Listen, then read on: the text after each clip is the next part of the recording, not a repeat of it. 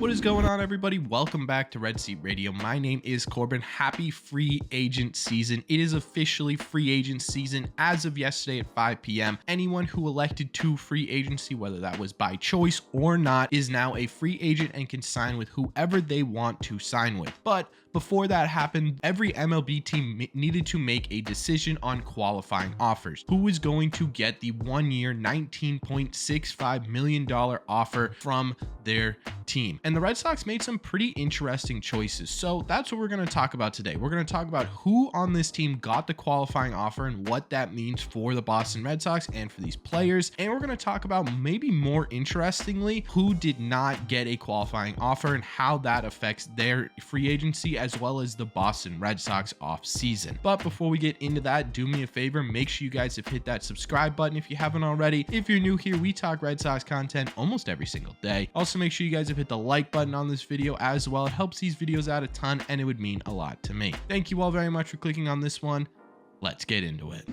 Let's get the super easy one out of the way. Yes, the Red Sox did extend a qualifying offer to Xander Bogaerts. Is there a chance he takes it? Absolutely zero. Obviously, Xander Bogaerts is looking for way more money than a little under $20 million a year, which would be a step down from what he got. But for the Red Sox, this is an absolute no-brainer. If the Red Sox decide to move on from Xander, or if Xander decides to move on from the Red Sox, they have that backup plan, the compensation for him signing elsewhere. So yeah, this was always going to happen. This should not shock a single person. Another interesting note about Xander is that he won his 5th Silver Slugger Award last night, and this has absolutely nothing to do with the qualifying offer, if I'm being totally honest with you. This is just kind of fun to talk about. Plus, it allows me to put more Xander highlights into a video, and wherever I can fit Xander highlights, I'm gonna fit Xander highlights. So congratulations, Xander, on his 5th Silver Slugger Award. Yet another reason why the Red Sox should bring him back. Anyways, let's move on to the interesting ones, because there were 4 eligible candidates for a qualifying offer from the Boston Red Sox. We knew Xander was getting one. We knew JD Martinez wasn't getting one, but we had no idea where the Red Sox were going to land on Michael Wacha and Nathan Eovaldi.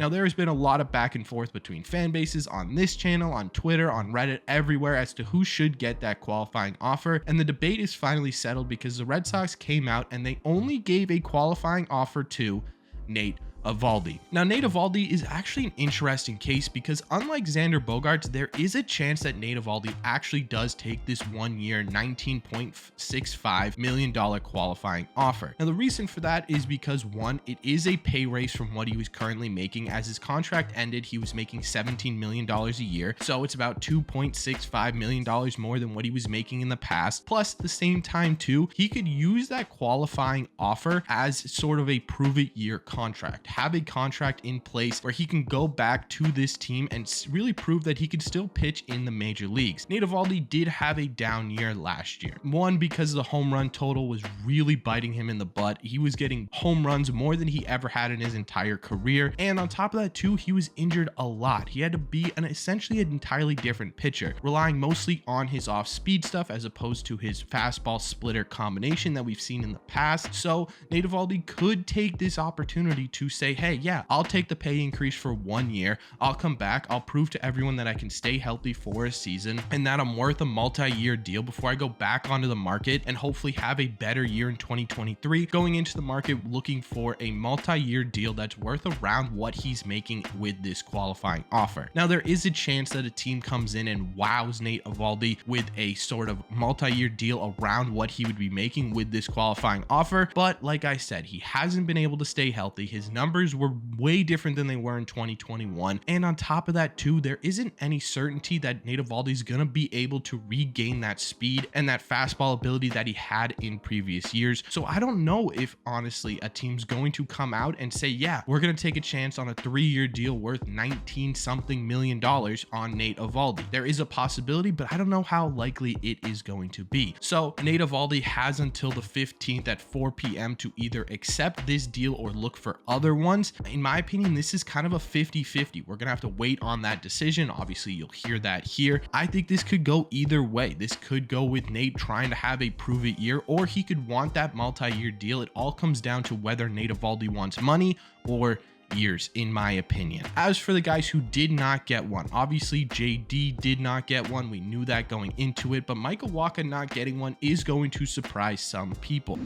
Michael Wacha had a fantastic year with the Boston Red Sox in 2022. He was most definitely the most consistent pitcher on that roster. He came in time and time again and pitched really solid games, but I'm not entirely surprised he did not get the qualifying offer. One, because his peripherals around that 2022 season weren't fantastic. His FIP is much higher than his ERA. His K per nines is the lowest it has been in his entire career. And there's some evidence to say that, hey, maybe Michael Wacha got a little bit lucky in this 2022 season, and going further into the years 2023, 2024, years like that, you're going to start to see some regression. So there could be some hesitancy by the Red Sox in terms of numbers. There could also be some hesitancy with the Red Sox in terms of health, right? We talked about how Nate Eovaldi spent a significant amount of time on the IL. Well, Michael Wacha pretty much did the same thing. He also spent a lot of time on the IL this year, only making 23 starts in 2022. And obviously that's more than some of our pitchers, Chris Sale, that pitched in 2022, but still, that is not exactly what you're looking for, especially if you're going to offer the qualifying offer to Nate Eovaldi. Now, this does not mean that the Red Sox aren't trying to bring Michael Wacha back, but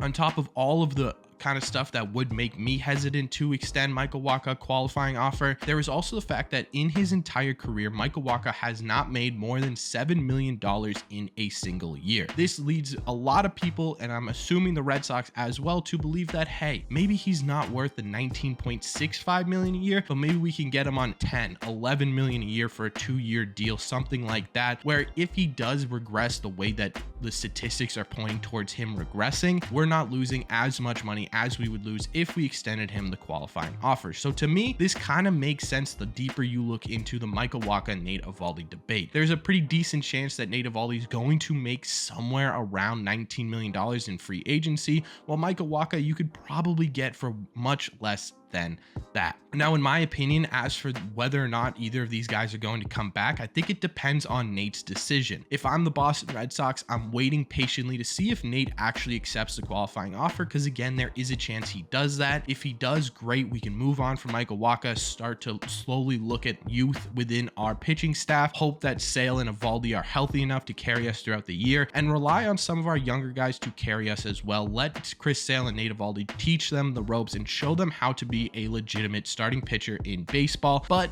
if Nate Eovaldi does not want to come back on that qualifying offer deal, and he does get a deal that wows him enough to leave the Boston Red Sox on a multi-year deal, then you have Michael Wacha, who you can kind of fall back on a little bit with that sort of lower end contract that's not going to cost you as much as a 1-year Nate Eovaldi deal. Now, my only hope with this is that they do have a plan C and a plan D and a plan E, which I assume they do, because it could really bite them if they are relying on one of these two to be available and for them to be able to sign them, right? If Nate Eovaldi does not want this qualifying offer and takes another deal and Michael Wacha signs early, you could be kind of screwed if that was your game plan. So hopefully it's not. I don't think it is. But in terms of both of these guys coming back, I don't think that's a possibility anymore, especially with James Paxton signing his deal. We are going to get one of these two depending on how Nate Eovaldi handles this qualifying offer. And for that, we are going to have to wait until November 14th. All in all, though, I have no problem with the qualifying offers that were given out. I think in general, I think Nate Eovaldi earned it more. Obviously, Xander was going to get it either way, but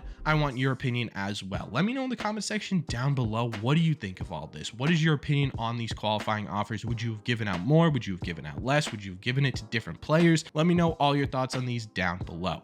As always, if you made it to the end of this video, do me a favor, make sure you guys have hit that subscribe button. Like I said in the beginning, we talk Red Sox content almost every single day. Plus, you made it to the end here, you might as well hit that sub button. You also might as well hit that like button as well. It helps these videos out a ton, and it would mean a lot to me. Thank you all very much for clicking on this one, and I will see you in the Red Sea.